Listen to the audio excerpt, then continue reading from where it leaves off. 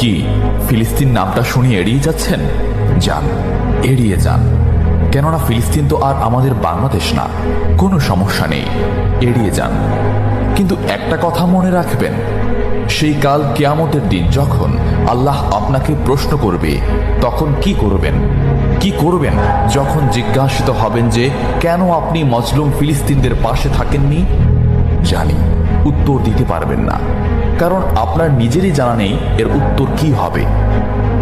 এখন হয়তো বলতে পারেন যে আমি কি করে ফিলিস্তিনে গিয়ে মজলুমদের পাশে থাকব, কি করে এত দূর গিয়ে সাহায্য করব? হ্যাঁ, এইরকম প্রশ্ন যদি আপনার মনে উদয় হয়ে থাকে, তাহলে অবশ্যই আপনার মনে অলসতা আর বজ্রে ভরা। এই আধুনিক যুগে অস্ত্রের চেয়ে পাওয়ার হচ্ছে মিডিয়া, তাই মিডিয়ায় বেশি বেশি করে তা প্রচার করুন। হ্যাশট্যাগের মাধ্যমে প্রতিবাদ করুন। এই ক্ষুদ্র প্রতিবাদ একদিন অনেক বড় প্রতিবাদ হয়ে দাঁড়াবে। বিজয় একদিন ইসলামেরই হবে ইনশাআল্লাহ। এটা আমার কথা নয়, এটা এই মহাবিশ্বের প্রভুর কথা। একটা কথা মনে রাখবেন, ক্ষুদ্র ক্ষুদ্র বালিকণা, বিন্দু বিন্দু জল গড়ে তুলে পাহাড় পর্বত, সাগর অতল।